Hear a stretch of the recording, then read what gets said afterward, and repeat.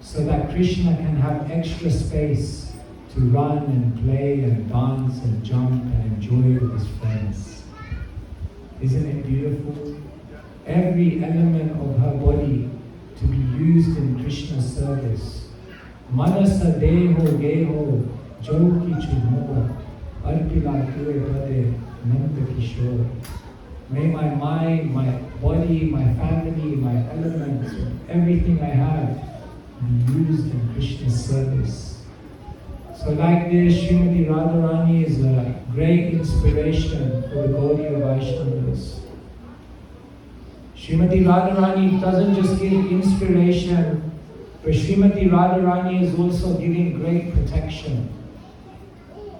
If you take shelter of Srimati Radharani, she will always protect you. The proof is that one day in Vrindavan there was a great saint. And the great saint, he was so engaged in his bhajan that he forgot about everything around him. Nidra hara viharaka divijito chadyanta dino chayo. He was so absorbed in chanting Krishna's names that sometimes he forgot to sleep and sometimes he forgot to eat. And that great saint, his name was Raghunath Das Goswami. And one day on the banks of Radha Kund, where he was doing his bhajan, a tiger came. A tiger came and began sipping water from Sham Kund, which was right next to it. But Raghunath Das Goswami was so absorbed in his bhajan that he was completely oblivious. Sanatan Goswami was looking at the scene, and then Sanatan saw something incredible. Krishna came out of the blue, and Krishna was standing guard to make sure the tiger did not come anywhere close to Raghunath Das Goswami. Sanatan was flabbergasted. He's so absorbed that Krishna came to protect him and he didn't even see. He was completely oblivious. Another day, Raghunath Das Goswami was sitting on the banks of Radha Kund and the sun was coming down, beating down, the midday sun. Again, Raghunath Das Goswami was so absorbed that he was completely oblivious to the blazing sun. Sanatan Goswami was again watching, and this time he saw something even more amazing. This time Krishna didn't come. This time Srimati Radharani came. And Srimati Radharani came behind Raghunath Das Goswami, and with her own sari, she was shading him. And as he was chanting, she was standing there taking all the heat on her body, which began and became drenched with sweat. Sanatan Goswami looked at the whole scene, and after Srimati Radharani left, Sanatan Goswami came to Raghunath Das Goswami and he said, "Do you realize what you've done?" He said, "I was chanting my rounds." Yes, you were chanting your rounds and you were praying, "Please Lord, please Srimati Radharani, please engage me in your service." But you have contradicted yourself because you are engaging them in your service. So, you should build a bhajan kutir. And from that moment in time, there was a tradition in Vrindavan that the Goswamis would build bhajan kutirs so that they would not trouble Radha Krishna to come and protect them. But yes, Srimati Radharani is protecting us. The blazing sun represents the blazing sun of lust, the blazing sun of greed, envy. And if we take shelter of Srimati Radharani, then she protects us from our destructive desires. We are our own worst enemy. Don't think that the government is your enemy. Don't think that your boss is your enemy. Don't think that those people in the congregation who you don't get along with are your enemy. No, no. We are our own worst enemy. But when we take shelter of Srimati Radharani, then she helps us to purify all of those anarthas which are within our heart, which ultimately lead to our own self-destruction. We take shelter of Srimati Radharani because she is giving a recommendation to Krishna. Once they had printed a German edition of Nectar of Devotion. And in that book there was a beautiful picture where Srimati Radharani was pushing one of the gopis to Krishna. And when Srila Prabhupada saw that picture, a big smile came on his face. And he said, yes, this is Srimati Radharani. She is pushing everyone towards Krishna. She is encouraging everyone, you go to Krishna. And she is petitioning on your behalf that yes, Krishna, you must accept this devotee. And Srila Prabhupada said, in this way, we must take shelter of Srimati Radharani. She is very kind. She is very, very forgiving. In fact, if you go to Sri Vaishnava temples today, then standing next to Narayan is Sri Devi and Bhudevi, who are expansions of Srimati Radharani. And the Sri Vaishnavas, they say there's a very deep meaning for this. Because when a sinful person comes in front of Narayan and says, oh my God, I've done so many terrible things now, you please forgive me. Then Narayan is looking at the devotee and saying, the person, sinful person, and saying, you done so many bad things, you keep coming here asking for forgiveness. And then Narayan will look at Sri Devi. And Sri Devi will say, he is very, very sinful. He is very, very shameless. But no, even though he is sinful and shameless, you have promised to give your mercy, therefore you must give your mercy. And then Narayan will turn to Bhudevi, and Bhudevi will say, how can you count this person as a sinful person? After all, they have come to take shelter of you, so they are pious. So you have to give them mercy. In other words, Srimati Radharani is always looking for the good. Srimati Radharani is always looking to benefit the devotee. Once Jadurani, she had painted a picture of Krishna and Radharani. And Radharani was holding a garland, but she was looking away from Krishna. So Prabhupada was looking at the picture and meditating on it. And then he looked at Jadurani and said, oh, Radharani has another boyfriend? So she was feeling so bad. And then Prabhupada said, no, Radharani is looking for Jadurani so that Radharani can give her a garland for painting such a nice picture of Krishna. Yes, Srimati Radharani will give mercy. Srimati Radharani is very, very kind.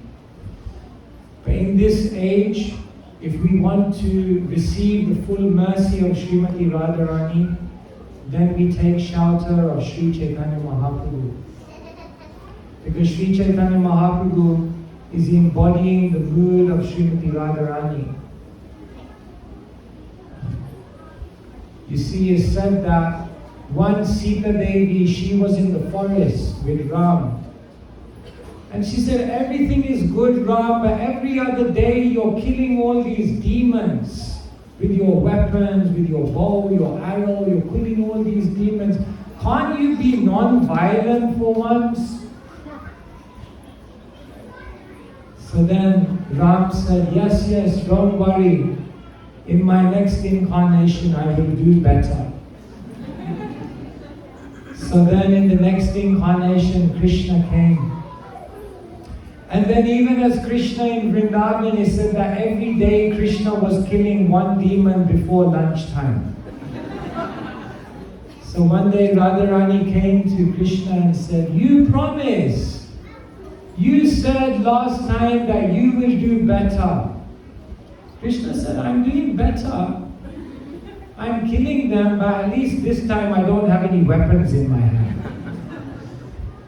Krishna doesn't use any weapons. Sometimes Sudarshana comes, but mostly when he kills Putanayas with his bimba lips, when he kills Keshias with his tiny fists, when he kicks Shakatasuras with his baby legs. So Krishna said, "What's the problem? I'm doing better. No weapons." Radharani said, "It's useless. Next time when you come, I will have to enter your heart so that you embody a different level of compassion." And therefore, Chaitanya Mahaprabhu has the heart of Srimati Radharani.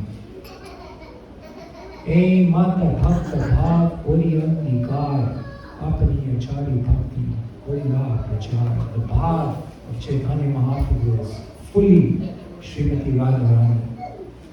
So, we are so fortunate. The world did not know about Srimati Radharani. Krishna did not know about Srimati Radharani. But when Chaitanya Mahaprabhu came, then Krishna understood the glory of Srimati Radharani. And when Chaitanya Mahaprabhu came, he revealed to the world the glory of Srimati Radharani. Therefore, if you want to understand the deepest secret of Srimad Bhagavatam, if you want to understand the deepest secret of Krishna Leela, if you want to understand the deepest secrets of the spiritual world, it's only Chaitanya Mahaprabhu that reveals it.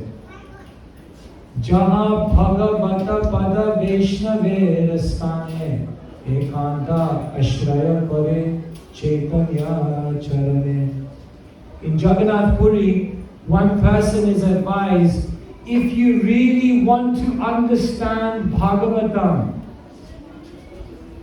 Ekanta Ashraya Kara Chaitanya Charane, you have to take shelter of a devotee of Chaitanya Mahaprabhu. Can you understand Bhagavatam, the deepest secret, through a Krishna Bhakta? No. Because even Krishna doesn't know the deepest secret of the Bhagavatam. So how can a Krishna Bhakta reveal to you the secret of Bhagavatam? But Chaitanya Mahaprabhu knows the secret of the Bhagavatam, because Chaitanya Mahaprabhu came in the mood of Srimati Radharani. And therefore a devotee who has taken full shelter of Chaitanya Mahaprabhu, they can reveal to you the deepest secret of the Bhagavatam. So Srila Prabhupada has given us entrance into the inner chamber of the spiritual world by showing us, teaching us, describing to us the love of Srimati Radharani. But now we have to become purified. We have to give up material desires. We have to let go of all our attachments.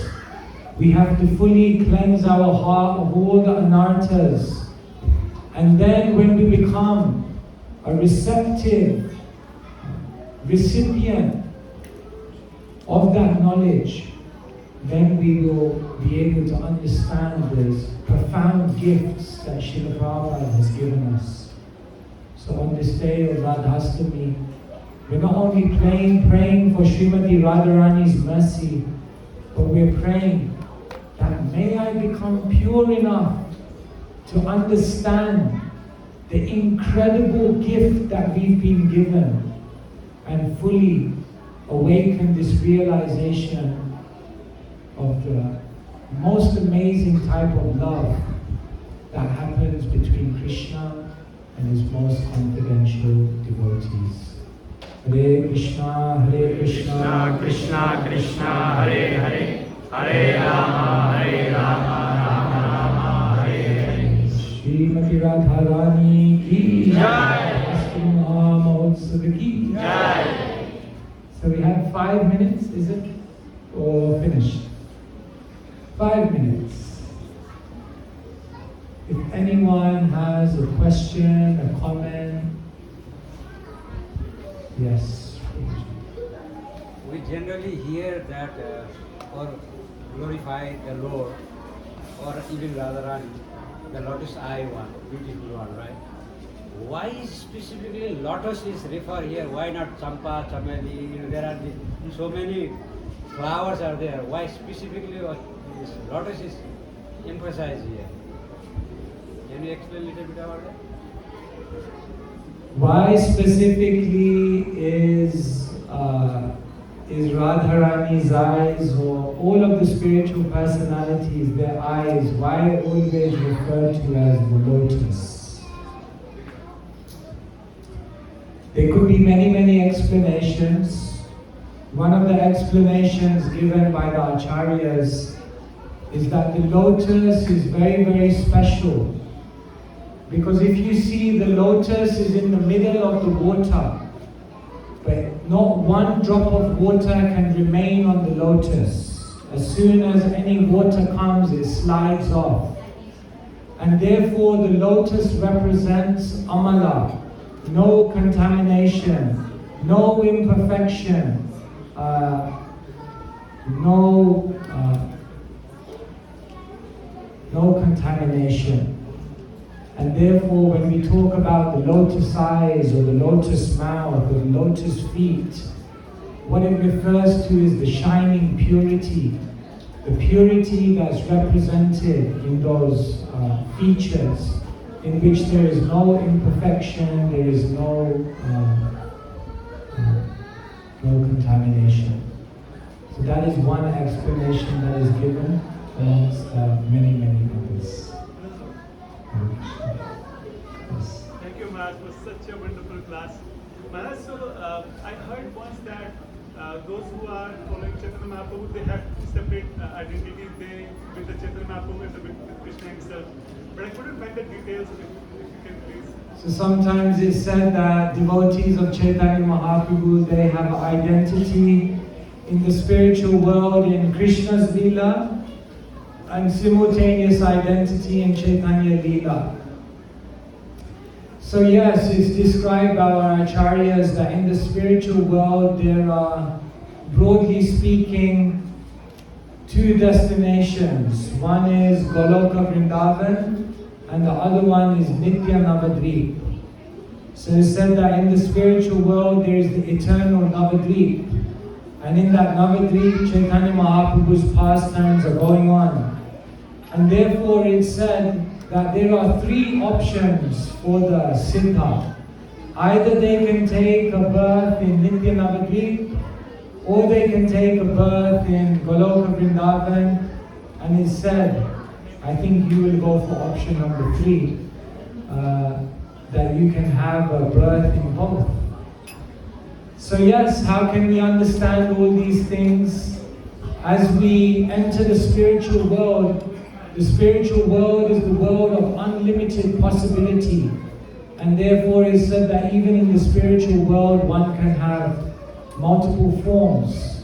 One can relate to Krishna in multiple ways. And because in the material world, our desires are always blocked by the limitations of matter.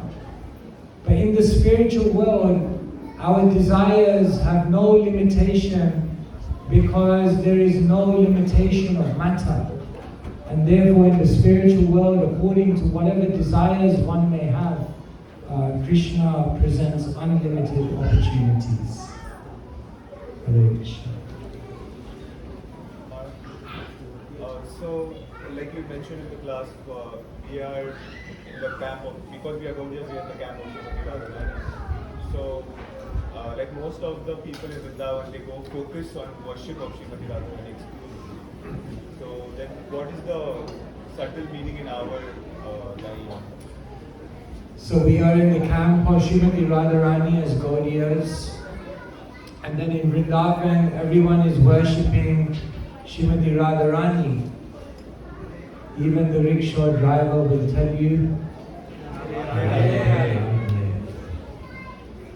So what is our perspective? we are approaching Srimati Radharani through Sri Chaitanya Mahaprabhu. Yatha yatha gaur padāravinde.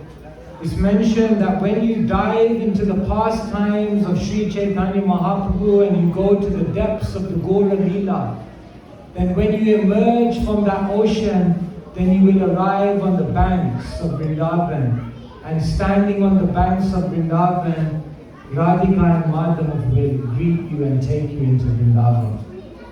So we are worshipping and placing our focus on Srimati Radharani through Sri Chaitanya Mahaprabhu and through the process of Nam Sankirtan, because we realize that Sri Chaitanya Mahaprabhu has the heart of Srimati Radharani. And therefore, our approach to Vrindavan, our approach to the pastimes of Radha and Madhav are very much through the shelter of Sri Chaitanya Mahaprabhu. And therefore, even Gaurkishore Das Babaji, he says, when you are in one land, you should worship the king of that land. So when you are in the land of the material world in Kali Yuga, then you should only worship Chaitanya Mahaprabhu. Because actually through Chaitanya Mahaprabhu, everything will be revealed. And so in our line, in the line of Bhaktisiddhanta Saraswati Thakur, he very much encouraged us, because Srimati Radharani is our worshipable mother.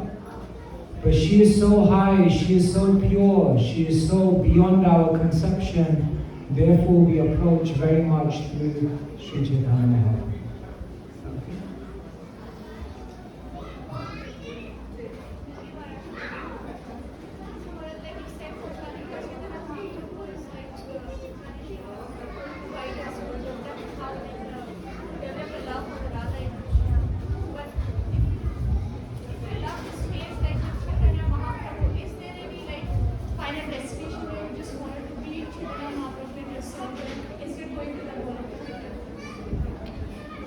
So we are worshipping Chaitanya Mahaprabhu, but what about if our love for Chaitanya Mahaprabhu becomes so deep that we do not go anywhere else?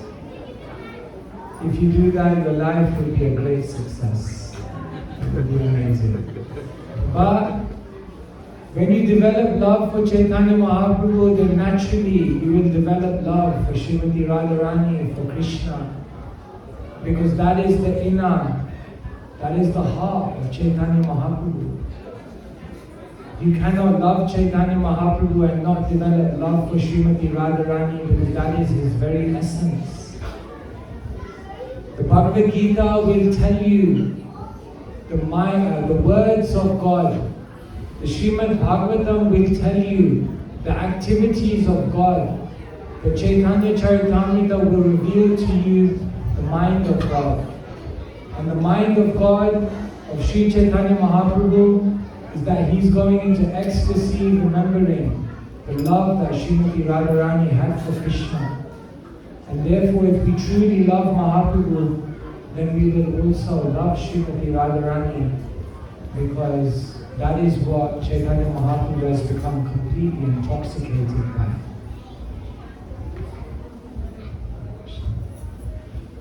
Okay, I see so many more hands, but shall we continue, or should we end, or I don't know, like the time schedules? Okay.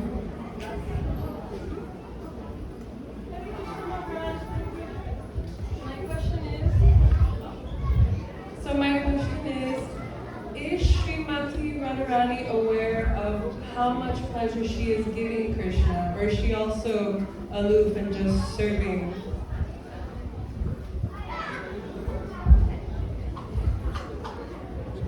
These are all topics beyond our conception, but at least theoretically. Krishna is looking at Srimati Radharani, Srimati Radharani is looking at Krishna, and they are appreciating each other's beauty. As Krishna is appreciating how Srimati Radharani is appreciating him, he begins to smile.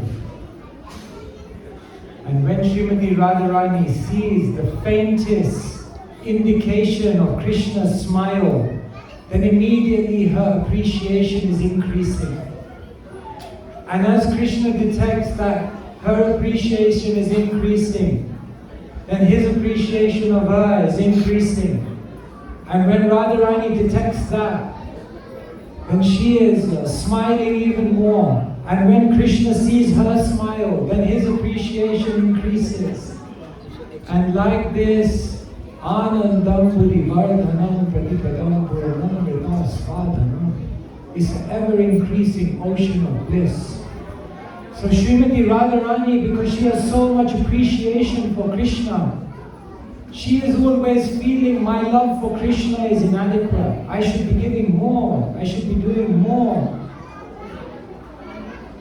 Therefore she says to Krishna, Aslisya va padaratam vinashtuvam darshanam namahatam karotu va yithata va vidadhatu lampato matprana pastu saedanam. Krishna, it doesn't matter what you do for me. It doesn't matter if you're before me or you make me broken-hearted. I will always serve you because I need to serve you more.